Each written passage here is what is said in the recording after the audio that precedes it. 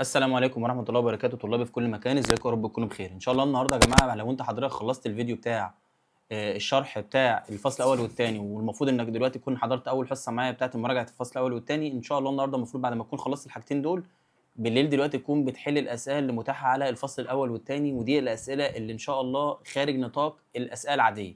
احنا هندرج لك الاسئله هنا من حيث المباشر الغير مباشر، الحاجات اللي فيها بياني، الحاجات اللي صعبه، بس ده النهارده على الفصل الاول والثاني بس فقط.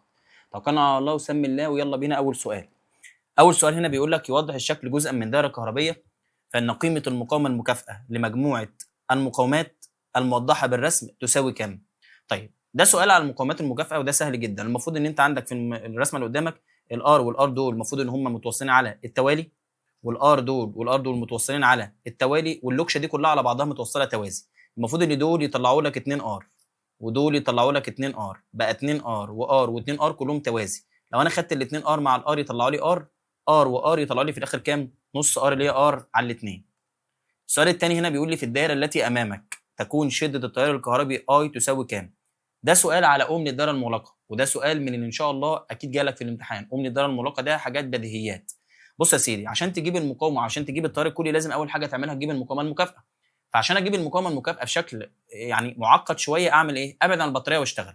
لو انا بصيت عندي هلاقي ال 12 وال6 دول متوصلين على ايه؟ على التوالي. فهقول له 12 و6 دول يطلعوا 18. تمام. ال 18 دول والتسعه دول متوصلين على ايه؟ على التوازي. 18 و9 يطلعوا لي كام؟ 6 اوم. طيب ال6 اوم وال3 اوم متوصلين على التوالي لان كل ده هيتشطب واتحط مكانه 6. 6 و3 بقوا كام؟ 9.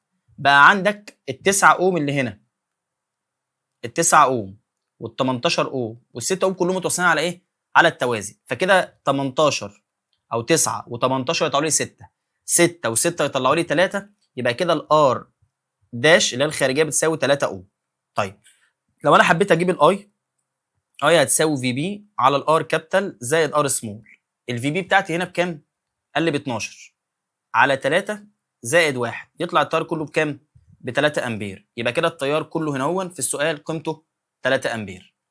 السؤال اللي بعد كده بيقول لي ايه؟ في الداله الموضحه تكون شده التيار المار في المقاومه 8 اوم تساوي كام؟ طيب مبدئيا انا معايا هنا بطاريتين زي ما انت شايف. يستحسن في الحالات اللي زي دي لما تلاقي بطاريتين مش في نفس الفرع ممكن تشتغل بقانون كيرشوف. طيب اعمل ايه؟ اول حاجه اقف عند النقطه دي كده واقول له مجموع اللي داخل بيساوي مجموع اللي خارج. كده بالنسبه لي اي 1 داخل، اي 2 كمان داخل، واي 3 خارج. فانا كده عندي اي 1 زائد اي 2 بيساوي اي 3. ممكن يعني نقول له ان اي 1 زائد اي 2 ناقص اي 3 بيساوي صفر واسميها معادله رقم 1. طيب ممكن اخش في المسار الصغنون خالص اللي جوه ده وافرض له اتجاه كده مثلا بكشف الثاني. دخلنا باشاره سالب خرجنا باشاره موجب يبقى موجب 10.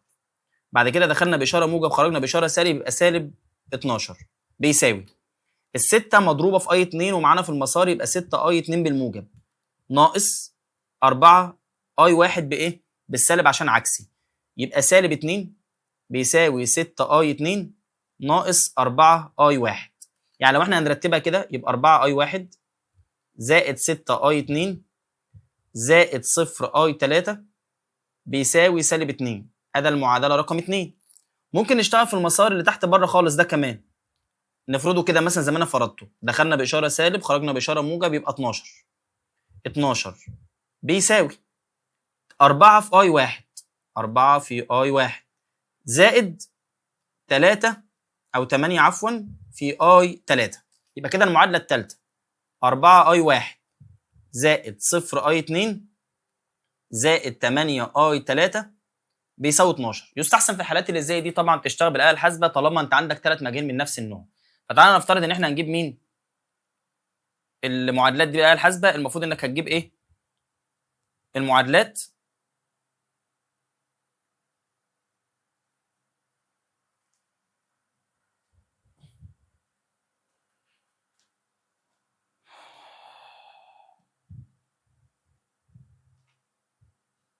لو انا دلوقتي هجيب المعادله بتاعتي المفروض ان انت هتتك على مود 5 على حسب الاله الحاسبه اللي في ايدك بقى. هتتك على مين؟ هتتك على مود 5 2 لو انت اله حاسبه لونها رصاصي، ولو انت اله حاسبه لونها ازرق فانت غالبا بتتك مود 3 2. لو انت آلة حاسبة لونها اسود فانت غالبا بتتك على مين؟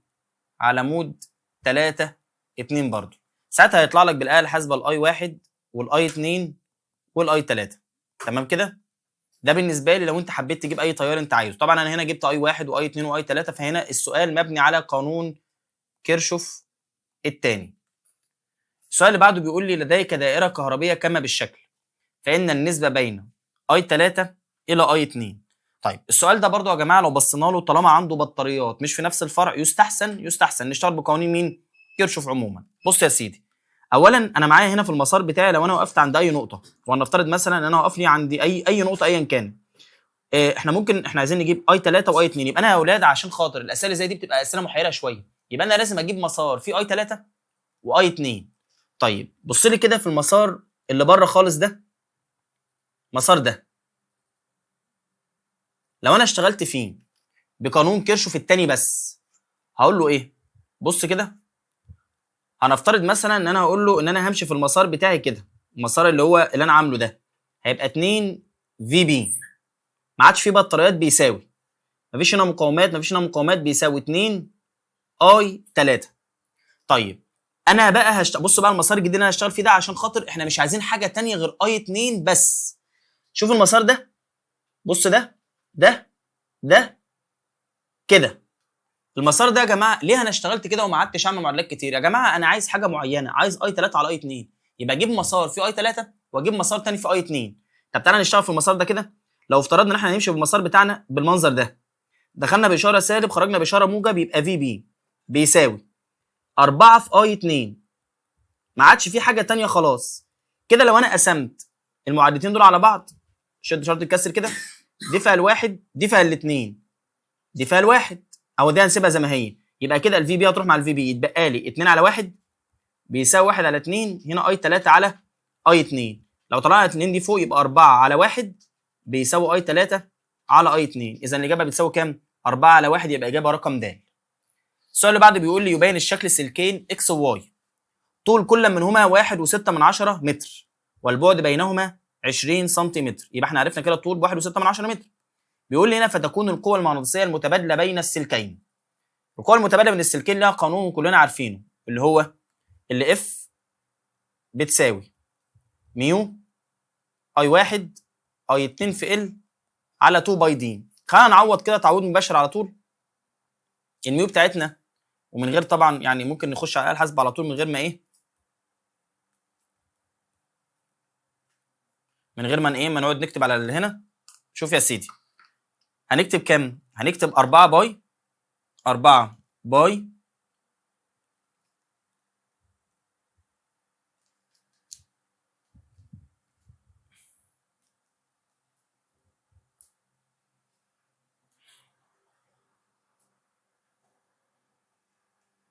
ثانية واحدة،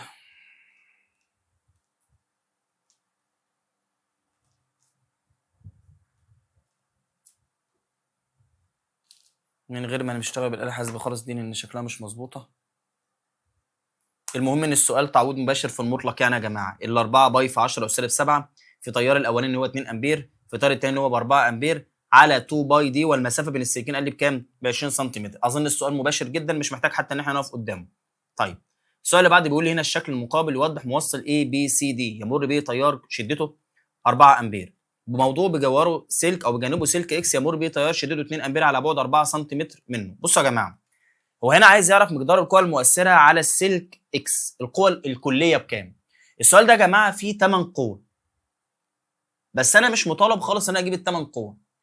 انت هتقعد تجيب القوه كلها اللي موجوده قدامك، بس اللي في الاخر هنشتغل عليه هي القوه المتبادله بين السلك ده والسلك ده، والقوه المتبادله بين السلك ده والسلك ده، عشان بس ما نقعدش نهري كتير في سؤال ملوش لازمه او نضيع وقتنا. اول ما تشوف المنظر ده في الامتحان ويطلب منك القوه المتبادله، تاكد ان مفيش سؤال هنا هيتحل غير انك تجيب القوه المتبادله بين دول. طيب السلك ده تياره كده فهيلف يبقى عامل كده، كده تنشا بين هذين السلكين قوه تجاذب، يبقى ده هيروح كده وده هيروح كده، وتنشا بين السلك ده والسلك ده قوه تنافر، ده يروح كده وده يروح كده. يعني لما اجي اسالك هو السلك اكس دلوقتي بيتاثر بكام قوه، تقول لي بقوتين، يبقى انا مطالب اجيب القوه المتبادله بين السلكين دول والقوه المتبادله بين السلكين دول واطرحهم من بعض. وغالبا في الحالات اللي زي دي يا جماعه بيكون السلك الاقرب من السلك هو اللي بيغلب. يعني معنى كده ان قوه التجاذب اكبر من قوه التنافر. ليه؟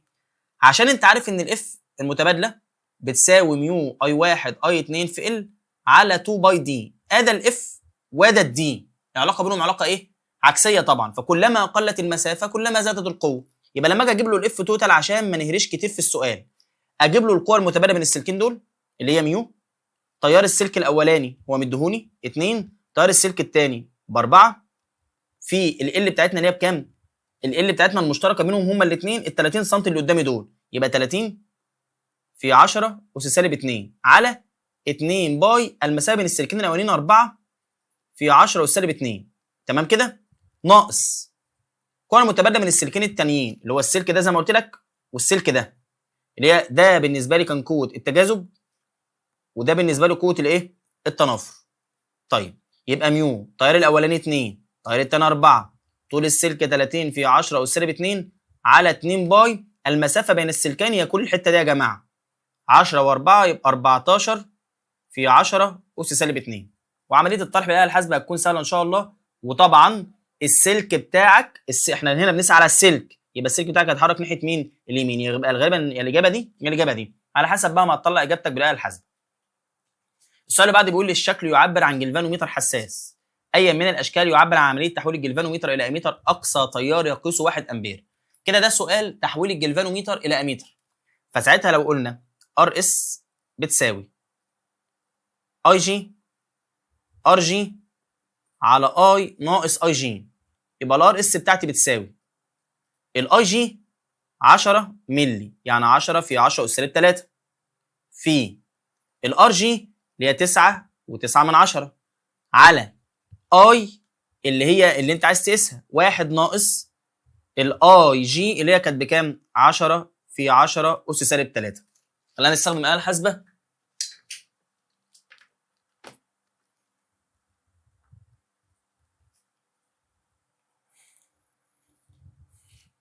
نطلع الاجابه على طول. الراجل هنا قال لي 10 في 10 اس سالب 3 في 9 و9 من 10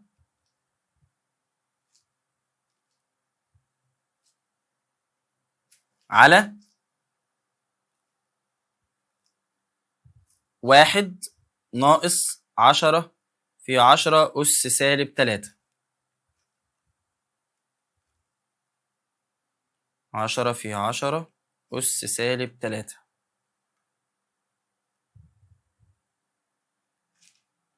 الإجابة تطلع معانا 10 و11. احنا عايزين نجيب ار اس، يبقى 1 ناقص ادي 10 اللي فوق دي عملناها زائد، هي المفروض تبقى فيه تطلع 1 من 10. يبقى انا محتاج اجيب ار اس قيمتها بكام؟ ب1 من 10 اوم. يبقى بالنسبه لي الاجابه تبقى رقم الف.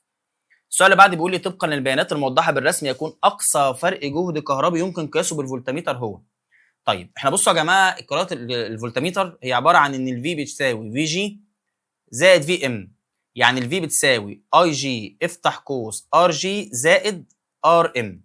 يبقى الفي بتاعتنا هتساوي اي جي 2 من 10، الار جي 50، الار ام 450. يبقى انا هقوم قايل له 450 و50 يعني 500، يبقى 500 في 2 من 10 يطلع الاجابه ب 100 فولت. الاجابه رقم باء. بس خد بالك عشان احيانا بيقول لك ايه، فان قراءه الفولتمتر تزداد بمقدار كام. ده يا جماعه اللي كان الجهاز بيقيسه في الاول اللي هو عباره عن اي جي في ار جي. لما انت بتجيب ده وتجيب الجديد تطرح الاثنين من بعض تطلع مقدار الزياده في فرق الجهد. السؤال اللي بعده هنا بيقول لي ايه؟ في الدائره المقابله اذا كانت قراءه الفولتميتر والظالق الريوسات عند النقطه A يساوي 12. يعني احنا دلوقتي الفولتميتر قال كام؟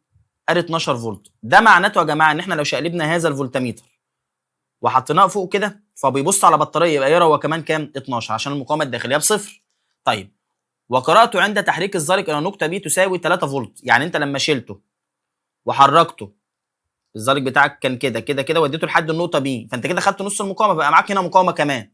بقى بيقول لك بقى 3 فولت فتكون قيمه المقاومه المأخوذه من الريوستات. بصوا يا جماعه في المطلق دلوقتي انا عشان احل السؤال ده لازم افهم ان البطاريه هي اللي بتوزع جهدها على كل المقاومات. فكانت البطاريه بتوزع جهدها على الخمسه بس في الاول، دلوقتي البطاريه بقت توزع جهدها على الخمسه ودول كمان. طب دلوقتي الراجل ده خد 3 طب ما انا ممكن اجيب من الثلاثه والخمسه، ده في الحاله الثانيه طبعا.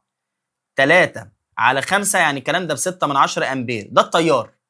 بقى معايا التيار وانا هنا كل اللي كان معايا 12، راح هنا 3، يبقى هنا كام؟ 9 فولت طبعا. يبقى ال 9 فولت على ال 6 من 10 يساوي كام؟ يبقى الاجابه 9 على 6 من 10، يطلع الاجابه 15 اوم، فالاجابه تبقى رقم ج.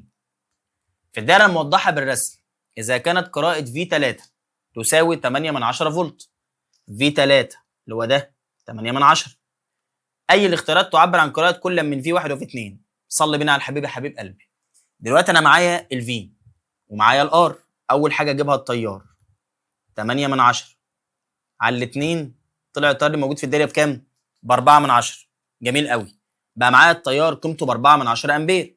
طيب وفي نفس الوقت يا جماعه انا لو شقلبت الفولتميتر ده فوق كده يقرا قراءه الفولتمترين دول، ولكن السؤال هنا يعني سهل قوي ما فيهوش حاجه. انا هسال نفس السؤال، نوع التوصيل ده ايه؟ البطاريه دي رايحه كده والبطاريه دي رايحه كده، يبقى نوع هذا التوصيل توصيل عكسي. يبقى في بطاريه فيهم كبيره وهي في حاله تفريغ، وبطاريه فيهم صغيره وفي حاله شحن. يبقى لو انا حبيت اجيب في 1 هتساوي في بي زائد اي في ار، ولو حبيت اجيب في 2 هتساوي في بي ناقص اي في ار. انا ممكن اخدهم بالاستبعاد على طول. ازاي؟ اكيد في 1 رقم اكتر من الثمانيه، يبقى الاجابه عندنا يا ده يا ده، واكيد الرقم الثاني رقم اقل من ال10، يبقى يا ده يا ده، يبقى انا مضطر اجيبهم بقى مفيش مشكله. الفي بي هنا كانت كام؟ 8 زائد 4 من 10 في 1، يطلع الاجابه 8 و4 من 10، يبقى الاجابه عندنا رقم باء بلا منازع. حلو السؤال، وسؤال متاح جدا وممكن يجي لك في الامتحان عادي قوي يعني. السؤال اللي بعده بيقول لي في الدائره الموضحه بالشكل يمكن تطبيق قانون كيرشوف الثاني في المسار المغلق A B C D كما يلي.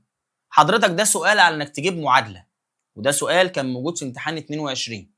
انت بتعمل ايه في الاسئله اللي زي دي؟ ده سؤال سهل جدا ما فيهوش اي حاجه. انت كل اللي بتعمله بتعمل ايه؟ بروح اجيب المسارات بتاعتي، وقال لك في المسار ده فتشوف. فتعالى مثلا ناخد اول مسار.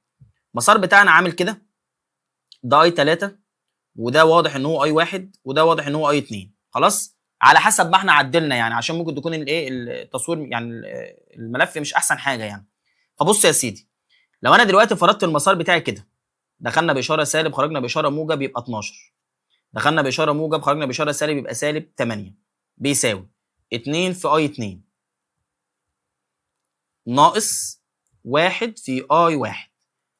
طيب انا الاول هبص على الحاجات اللي فيها اي 1 واي 2، يبقى انا هيبقى اتبقى معايا هنا مين؟ 2 اي 2 ناقص اي 1 بتساوي 4. 2 اي 2 ناقص اي 1، 2 اي 2 اي 2 2 اي 2، ده كله يعتبر اي 2، هنا اي 1 هنا اي 1. ماشي، يبقى غالبا كده ده مكتوب جنبه 2 اي 2، يبقى ده غلط ده غلط ده غلط. خلاص انا ما عادش حاجه غير د من غير ما اجرب، فانت لو عوضت فيها معادله ثانيه هتلاقي الاجابه صحيحه. السؤال اللي بعد بيقول لك في الدائره المبينه بالشكل ايه الاختيارات التاليه يمثل اختيار صحيح لمقدار كل من في بي واي 1 واي 2. صلي على النبي يا سيدي. حضرتك دلوقتي انا معايا دايره كهربيه فيها هنا 2 ار وار. لو فرضنا مثلا ان قيمه التيار، احنا طبعا هنجرب الاختيارات، بس كل اللي انا اعرفه بان المقاومه دي ضعف المقاومه دي، يبقى التيار اهو نص تيار اهو، يعني اهو نص اي ونهو اي، يبقى بره 1.5 اي. حلو قوي. يبقى انا دلوقتي اول حاجه اشوفها ان لازم اشوف اي 2 نص او ضعف اي 1 اي 3، اي 2 ضعف اي 3، وده 1.5 من ده. جميل الكلام ده. يعني كده بص يا بابا، لو بصينا على اي 1 هو مداني هنا 2 واي 2 بواحد، يبقى دي غلط. طب ما نجرب اخر واحده، ما هو انت لما تقسم ده على ده المفروض يطلع 1.5، 3 على 2 يعني 1.5، فغالبا الاجابه رقم د، بس انا هتاكد برضو. لو هنا 3 يبقى هنا 2 يبقى هنا 1. طب انا عايز اجيب الفي بي، تعالى بقى نجرب. لو انا افترضت مثلا ان القرايه الواحده من دول على سبيل المثال ب3، يبقى هنا 3 وهنا 6 اوم، 3 و6 يطلعوا لك كام؟ 2 اوم. خليك فاكر ان انا مقاومه ب2. حلو قوي. انا بقى عايز اعرف البطاريه دي مع ولا عكس. لو انا قلت هنا 12 وحطيت هنا 6، فالبطاريه دي خارجه كده ودي خارجه كده، بقى 12 ناقص 6 على مجموع المقاومات الموجوده في الدايره تطلع 6 على الاثنين، يطلع التيار الكلي فعلا بكام؟ ب 3 امبير. اذا الاجابه رقم د دي اجابه صحيحه. وناس ممكن يعني ده اسئله من الاسئله اللي بتجيلك في الامتحان اللي بتحيرك، ممكن يجي لك سؤال زي ده ويحيرك في الامتحان. يوضح الشكل السلكين متوازيين 1 و2 يمر كل منهما تيار كهربي اي 1 واي 2 حتى تكون النقطه واي نقطه تعادل. عشان نقطه واي تكون نقطه تعادل لازم السلكين دول يكون تيارهم في عكس الاتجاه. اشمعنى؟ عشان منطقه الطرح تكون بره. احنا عارفين ان نقطه التعادل تقع في منطقه الطرح. مظبوط يا مستر؟ فلازم بقى اي 1 على دي 1 تساوي اي 2 على دي 2. اي 1 اسمها اي 1، اي دي 1 عباره عن كل دي اللي هي بالنسبه لي 3 دي. اي 2 على دي تقوم دي راح مع مين؟ اذا اي 1 بتساوي 3 اي 2. اي 1 بتساوي 3 اي 2 واتجاه التيار اي 2 الى اسفل، فالاجابه تبقى رقم د. حلقتان دائريتان لهما نفس المركز M وسلك مستقيم موضوع جميعهما في مستوى ويمر بكل منهما تيار كهربي I كما هو موضح بالشكل، فإن كثافة الفيض الكلي عند المركز M والناشئ عن التيارات الثلاثة. أولا أنا معايا 3 حاجات، يبقى هجيب 3 مجالات وأشوف مين مع بعضه ومين عكس بعضه ومين يتجمع ومين يتطرح وهكذا. السلك ده نازل لتحت يبقى على يمينك إكسات على شمالك نقط. ده بيلف كده فللخارج، وده كمان بيلف كده فللخارج. يعني معنى كده ان البي توتال بتاعت حضرتك عباره عن بي سلك زائد بي ملف 1 زائد بي ملف رقم 2، وكالعاده كل واحد بقانونه. دي اهم نقطه. المفروض ان الاجابه بتاعتنا هنا تطلع كام بقى يا سيدي؟ اقول لك انا الاجابه بتاعتنا تطلع، ده سؤال رقم كام؟ 6. الإجابة غالبا هتطلع رقم ألف بعد ما نقعد إيه؟ نحسب كل حاجة قدام بعضنا كده، فالإجابة هنا تبقى رقم كام؟ ألف. طبعا أنت عارف إن بي سلك بالمناسبة ميو في أي على 2 باي دي، عشان بس الناس ما تبقاش عارفة إحنا قلبناك ولا حاجة. أدا ميو أي وده 2 باي دي، يعني دي هتبقى 2 ار عشان لحد السلك، زائد بي ملف الأولاني ميو طياره أي 2 باي عفوا هي 2 ار. عدد اللفات قال لي حلقه لان كل واحد حلقه قدامك اهو، يبقى 2 ار، واحده 2 ار والثانيه ميو في اي على 2 في 2 ار. تمام كده؟ وهنجمع الكلام ده كله ويطلع معانا الاجابه رقم الف. سؤال رقم 7 ملف لولبي طوله 20 يبقى ده ال مكون من، يبقى ده عدد اللفات، نص قطره بيساوي كذا، يمر به تيار يبقى ده اي، معامل النفاذيه بتاعته بيساوي كذا، يكون الفيض المؤثر. طب بص يا سيدي، مبدئيا الفاي ام عباره عن بي في ايه، وده بما ان ده ملف لولبي يبقى ميو في ان في اي على ال في ايه. يبقى انا دلوقتي هعمل ايه؟ هعوض تعويض مباشر. بص بقى، هنقول له بص يا سيدي، الفاي ام بتاعتنا هتساوي الميو ومديهاني بكام؟ ب 88 على 7 في 10 اس سالب 7. عدد لفات حضرتك 100، شدة التيار معاليك 4.9، طول هذا الملف 20 سم يعني 20 في 10 اس سالب 2. في المساحة بالنسبة لي هي الملف لولبي، يعني هو من الجنب عبارة عن دايرة، يبقى مساحة الدايرة باي ار تربيع. الار بالنسبة لي كانت نص القطر بكام؟ قال لي 1/10. أظن كده الإجابة تبقى واضحة. السؤال ده إجابته هتبقى رقم د. السؤال رقم 8 بيقول لي يوضح الشكل سلكين اكس وواي، البعد العمودي بينهما 30 سم ويمر كل منهما تيار كهربي شدته 3 و4 على الترتيب، ويتعرض السلكين لمجال مغناطيسي خارجي كثافه فيضه ب عمودي على مستوى الصفحه للداخل. يعني السلكين محطوطين وتيارهم لاعلى ومحطوطين في مجال. بيقول لي هنا بقى، فاذا علمت ان محصله القوى المغناطيسيه المؤثره على وحده الاطوال من السلك اكس تساوي كذا، يبقى ده محصله القوه، فان قيمه البي. بص بقى عشان الخص لك الموضوع، انت تسعى على السلك مين؟ اكس، حط مكانه نقطه وقول لي ان الاف بتساوي البي توتال في اي السلك اكس في طول السلك اكس، وطالما قال لي وحده الاطوال يبقى انا معايا ال بواحد، يبقى الاف بتاعتنا هتساوي. بص بقى دلوقتي السلك ده هنحط مكانه نقطه، فهنشتغل على السلك بتاع واي طالع لفوق، يبقى على يمينك اكسات على شمالك نقط، يبقى انت هنا في نقط كده. يبقى السلك بتاعك ده اللي بيتاثر بقوه يا ولاد بيتعرض لمجالين وعكس بعض، فهنقول له بي خارجي اللي ما نعرفش هي بكام اللي هو عايزها، ناقص بي سلك ايهما اقرب طبعا ايهما اكبر طبعا في تيار السلك اللي اسمه اكس. تعال نفك بقى، يبقى 2 في 10 اس سالب 5 بيساوي كثافه الفيض الخارجيه ما نعرفهاش، كثافه السلك عباره عن ميو 4 باي في 10 اس سالب 7 في شده التيار بتاعت حضرتك اللي كانت موجوده في السلك اللي هو بتاع واي، طبعا ده السلك واي، هي عباره عن 4 على 2 باي، المسافه من اول لحد هنا كام؟ 30 في 10 اس سالب 2، والكلام ده كله نضربه في مين؟ في تيار اكس اللي هو بكام؟ ب 3 امبير. كده انا معايا مين بس اللي مجهول؟ كثافه الفيض الخارجيه، طبعا ده مضروب في 3.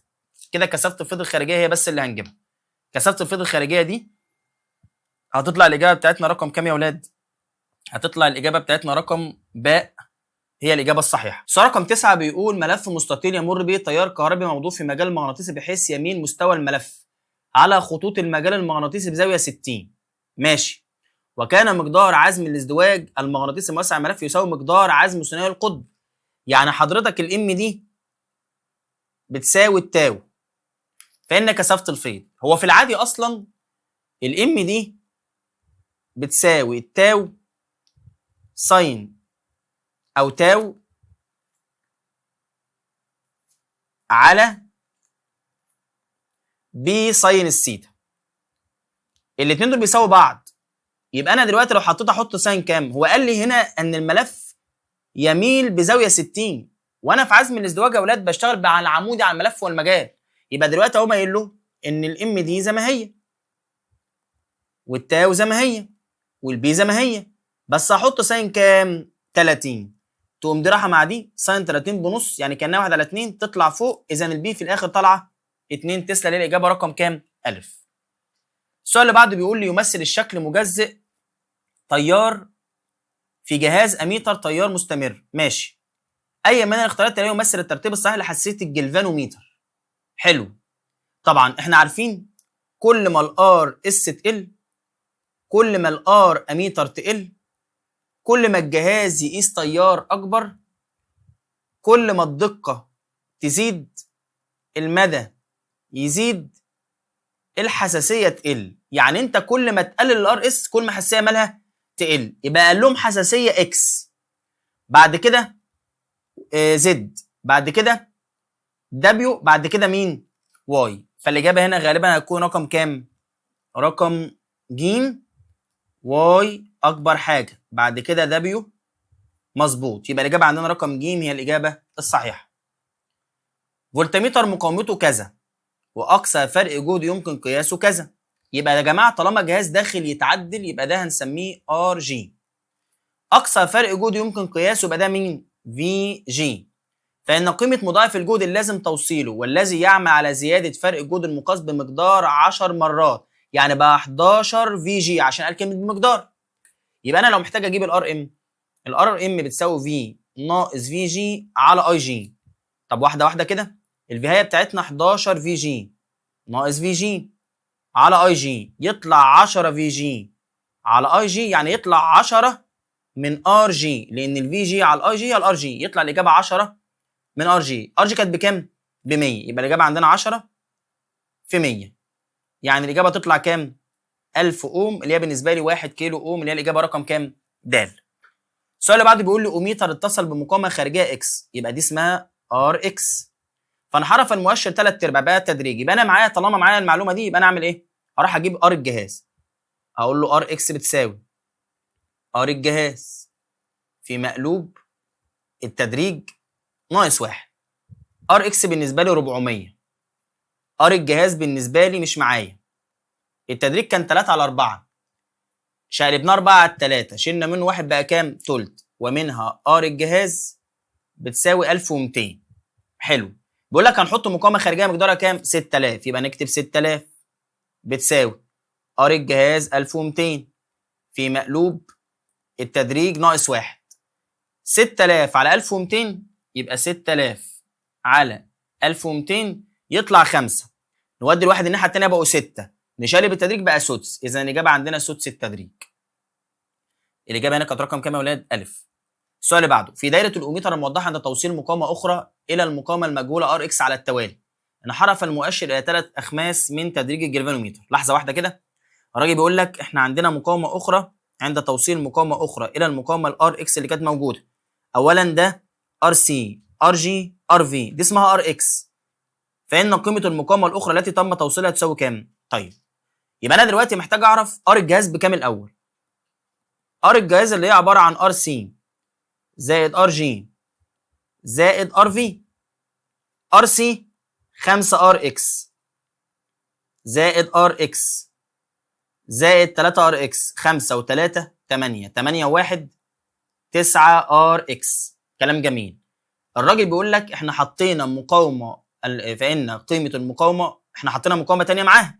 يبقى انا دلوقتي يا جماعه طالما معايا التدريج ومعايا ار الجهاز، ممكن اجيب له ار الخارجيه من القانون اللي كان فوق ده كمان.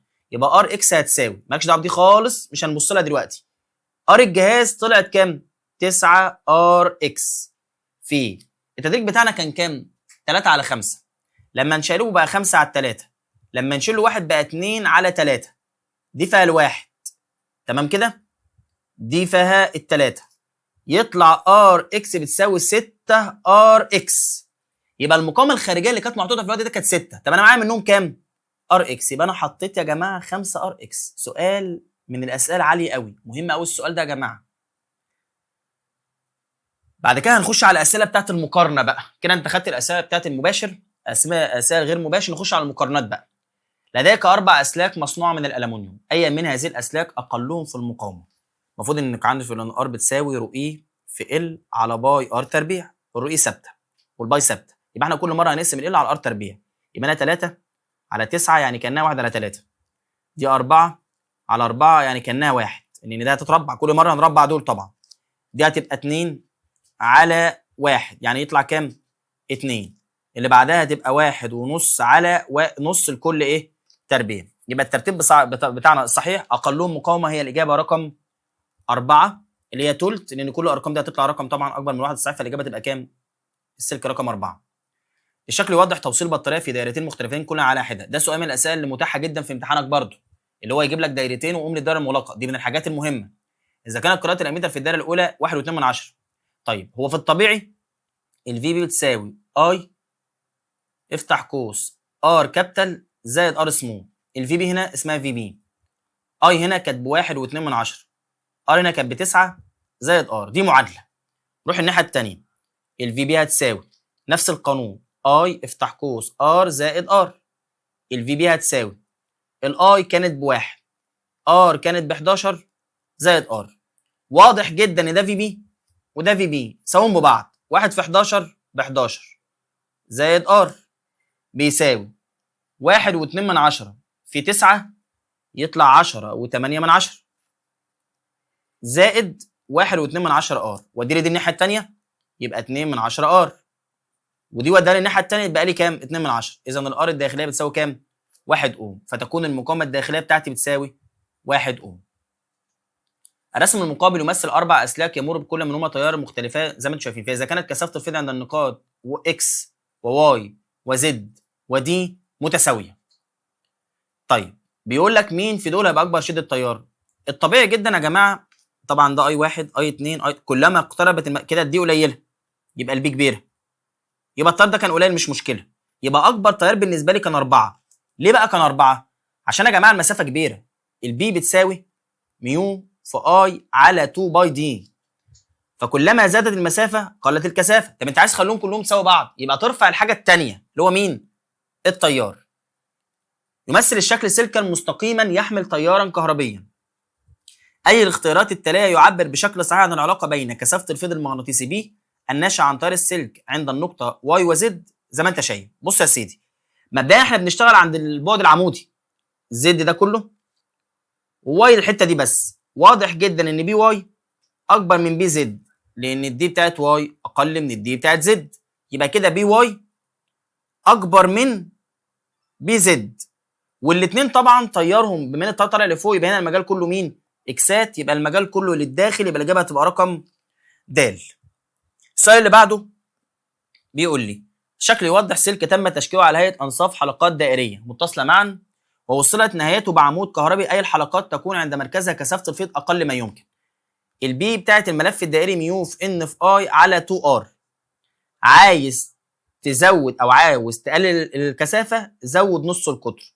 نص القطر اكبر واحد هو ايه؟ فالاجابه تبقى ايه. سؤال رقم 6.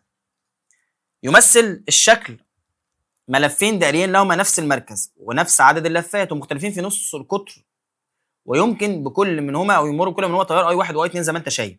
اذا علمت ان كثافه الفيض الناشئ عن تيار كل ملف عند المركز المشترك يساوي بي، الاثنين مطلعين كثافه بي يعني، فهي من الاختيارات التاليه يعبر بشكل صحيح عن العلاقه بين قيمه اي 1 واي 2 واتجاههما، وكذلك محصله كثافه الفيض الناشئ عند المركز المشترك بي.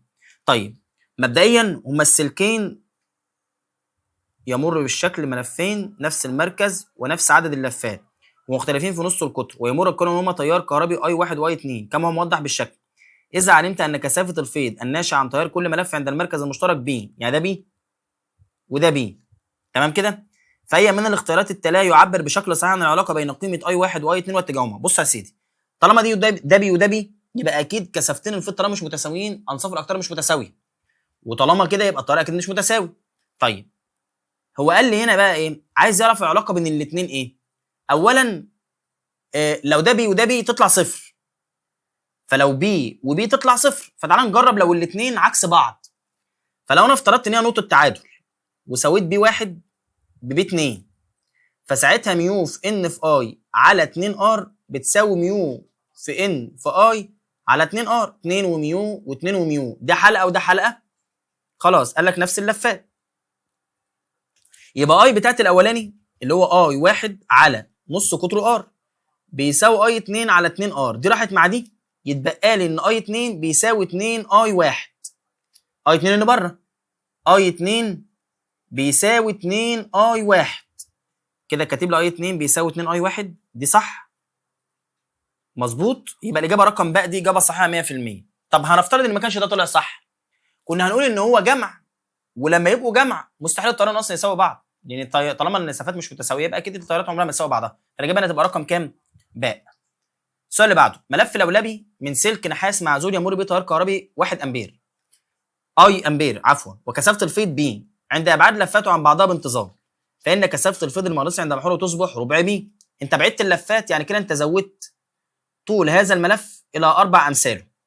فاذا تم اعاده كثافه الفيض المغناطيسي الى قيمتها الاولى ب، وذلك بزياده شده التيار بملف بمقدار 3 امبير، يبقى انت في الاول كنت اي، حلو قوي، يبقى انا هقول له بي 1 على بي 2 بتساوي، اكتب قانون بي الاولانيه وبي الثانيه واساويهم ببعض، امال كده الاثنين بيساووا بعض.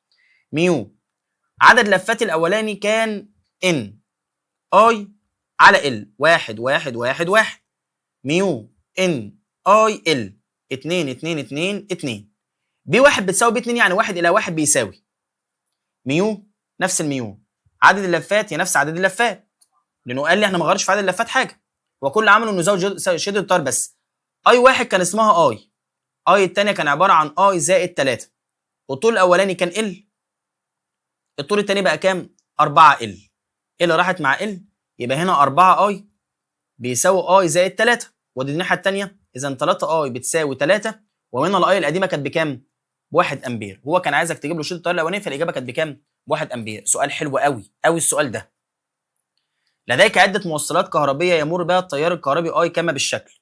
طيب بيقول لي هنا بقى، فهي العلاقات الرياضيه تعتبر صحيحه. حضرتك السؤال اللي زي ده انت هتعمل ايه؟ ده سؤال كان جاي قبل كده 23 في امتحان 23، وكان سؤال طويل جدا. الاسئله اللي زي دي انت بتعمل ايه؟ هو عايزك تجيب له كثافه الفيض لكل واحد من الاخر، تمام كده؟ دول ملفين هتاخد لهم الجذر التربيعي للاثنين، فالبي هتساوي الجذر التربيعي لبي الاولاني تربيع زي بي الثاني تربيع. هنا البي بتساوي ميو في ان في اي على ال، هنا كثافه الفيض على حسب بقى ده طالع وده نازل وده بيلف ازاي، هتجيب لي بي توتال بالمره. هنا بيقول لك اي العلاقات الرياضيه تعتبر صحيحه. طبعا هنا الاجابه عندنا هتبقى رقم ج، عشان هتقعد تجرب تجربه كتيره يعني. السؤال اللي بعده، الشكل المقابل يمثل علاقه. طيب ده سؤال على القوه، اف بتساوي بي اي ال ساين الثيتا، يعني اف 1 على اف 2 هتساوي ساين ثيتا 1 على ساين ثيتا 2. هو عايز منك ايه بقى؟ هو مدي لك اف 1 على اف 2 ب 3 على 2 جذر 3 بتساوي ساين اف 1 قصادها اكس، يبقى ساين اكس، اف 2 ساين 90، يبقى نقول له 3 على 2 جذر 3. انت عايز تجيب ساين اكس، يبقى 3 على 2 جذر 3، واللي يطلع تعمل له شيفت ساين، تطلع الاجابه 60 درجه، الاجابه رقم ج. سلكان طويلان متوازيان اكس وواي يتصل كل منهما بمصدر القوه الدفعه الكهربيه. اكس وواي عفوا بمصدر، ماشي، عموما المقاومه الداخليه، فكانت القوه المتبادله بين السلكين تساوي اف، وعند استبدال السلك اكس بسلك اخر له نفس الطول ونص قطره والمقاومه النوعيه لمادته وربع المقاومه النوعيه لماده السلك الثاني، فان القوه المتبادله. تعالى بقى نكتب القانون. اف بالعادي بتساوي ميو اي 1 اي 2 في ال على 2 باي دي. وبيقول لك احنا عملنا ايه؟ جبنا السلك اللي هو نفس الطول ونص قطر المقاومه النوعيه. طيب المقاومه النوعيه يا جماعه تتناسب تناسب طردي مع الار، تتناسب تناسب عكسي مع التيار. حلو كده؟ فبما ان المقاومه النوعيه قال لك للربع، يبقى المقاومه تقل الربع، يبقى التيار يزيد كام؟ 4 امثال. تبقى الاجابه على طول رقم ج اللي هي 4 اف. السؤال اللي بعده بيقول لي من البيانات الموضحه بالشكل اي من اختيارات الاتيه يمثل الترتيب الصحيح للقوى المغناطيسيه الموسعه على وحده الاطوال من كل سلك. ده سؤال طويل جدا وفي الامتحان مهم قوي. طيب بص يا سيدي، انت شغلتك دلوقتي تجيب ايه بقى؟ القوه المتبادله بين كل سلكين. هو القوه المتبادله بين كل سلكين بتساوي ايه؟ ميو اي 1 اي 2 في ال على 2 باي دي. هو بيقول لك هنا مين اكبر حد في دول؟ بص بقى، زد تياره 2 وواي تياره 3 وده تياره 1. يبقى انت هتجيب القوه المتبادله بين السلكين دول والسلكين دول الاول عشان تعرف زد، وبعد كده تجيب القوه المتبادله بين السلكين دول والسلكين دول عشان تجيب واي، وتجيب القوه المتبادله بين السلكين دول والسلكين دول عشان تجيب مين؟ اكس. كده انت هتبقى جبت القوه لكل واحد، وساعتها هتلاقي الاجابه عندك رقم الف ان اكبر حد هيبقى زد، بعد كده اكس، هيبقى بعد كده مين؟ واي. السؤال اللي بعده بيقول جلفانوميتر حساس مقاومه ملفه 15. ماشي، يبقى هنا 15 15 15 15. تم توصيله بمجزء للتيار مختلف عده مرات لتحويله الى اميتر ذو ملف او ذو مدى مختلف. كل مره اي شكل من الاشكال التاليه يمثل الاميتر الذي له مدى قياس اكبر. لسه قايلين ار اس قلت المدى يزيد. حلو قوي. فين اقل ار اس؟ 5 و5 يطلعوا لي 2 ونص، 5 و5 و5 يطلعوا لي 5 على 3. هنا 5 هنا 2. اعتقد هنا الاجابه تبقى رقم باء، لان ده اقل رقم بالنسبه لي. هنا 2 ونص هنا 2، ده رقم اقل من الاثنين كمان، فالاجابه تبقى رقم باء. جلفانوميتر مقاومه ملفه ار جي يقيس تيار كهربي اقصاه اي جي. عند توصيل ملفه بمجزء تيار مقاومته ار 1 قالت الحساسيه للجهاز 3 على 4 من قيمتها الاصليه. نكتب ار اس بقى. ار اس بيساوي يا ولاد ار جي على مقلوب الحساسيه ناقص 1. اللي تقدر تجيبه من المعلومه دي هاته، يعني السؤال اللي زي ده في الامتحان هو ده الحل، وده السؤال اللي بيتحل بيه. قال لك احنا كنا حاطين ار اس اسمها ار 1، ار جي اسمها ار جي، الحساسيه كانت 3/4، شقلبناها 4 على 3، شلنا من 1 بقت كام؟ تلت، دي طلعت فوق، يعني معنى كده ان ار 1 كانت بتساوي عفوا دي 3 على 4 بقت 4 على 3، شلنا منها كام؟ 1 بقت تلت، يبقى ار 1 كانت بتساوي ار جي على تلت، شقلبناه 4 على 3، شلنا منها 1 فعلا تطلع 1 على 3، يبقى ار اس ار 1 بتساوي ار جي على تلت، يعني ار 1 بتساوي 3 من ار جي. ماشي. وعند استبدال ار 1 بمجزء اخر مقاومته ار 2 قلت حساسيته الى كام؟ 3 على 8، يبقى نجيب ار اس الثانيه ار جي بار جي. الحساسيه بتاعتك كانت بكام؟ كانت ب 3 على 8، لما شقلبناها 8 على 3 شلنا منها 1 بقت كام؟ 5 على 3، تطلع فوق بقت ار 2 بتساوي 3 على 5 من ار جي. اذا لو انا قلت ار 1 على ار 2 هتساوي الاولانيه 3 ار جي، الثانيه 5 على 3 من ار جي، 5 على 3، فدي تطلع ار جي مع ار جي يطلع ار 1 على ار 2 الاجابه المفروض تطلع معانا رقم كام؟ المفروض ان دي 3 4 3 دي 3 طلعت فوق 3 ودي 5. كده احنا عكسنا رقم، ده 1 وهنا 5 يبقى 3 مع 3 تروح مع بعض فالاجابه تطلع رقم د. الاجابه 5. وصل جلفانومتر على التوالي بمقاومه 2000 اوم لتحويله الى فولتميتر، يبقى دي اسمها ار ام. فكان اقصى فرق جهد يقيس الفولتميتر اللي هو في، فلكي يصبح اقصى فرق جهد يقيسه الجهاز كذا. يبقى انا الاول قبل اي شيء انا كان معايا هنا معلومه اروح اجيب منها الار جي.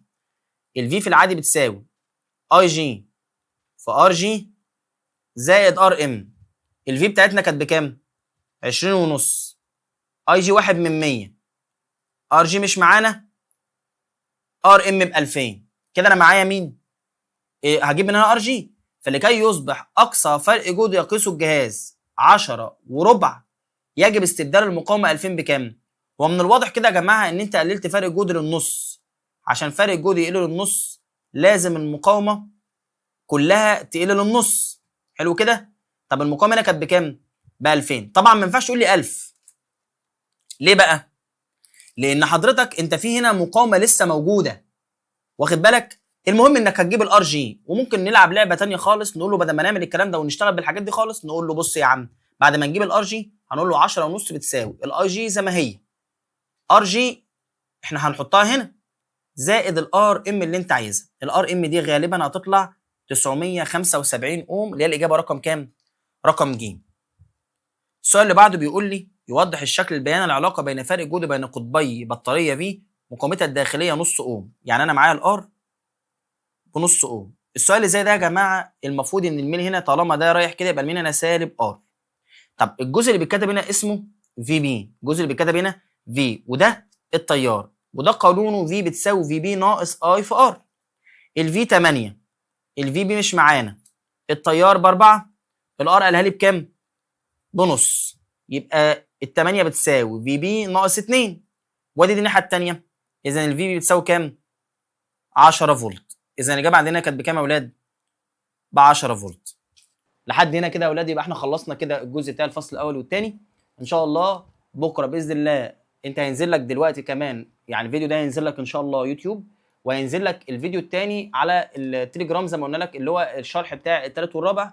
وبعدها ان شاء الله بعد ما هتجيلي بكره باذن الله ونخلص الثالث والرابع هينزل لك ملف زي ده تاني كمان ان شاء الله على اليوتيوب. اتمنى ان انتم تكونوا فهمتوا في اي حاجه، والسلام عليكم ورحمه الله وبركاته.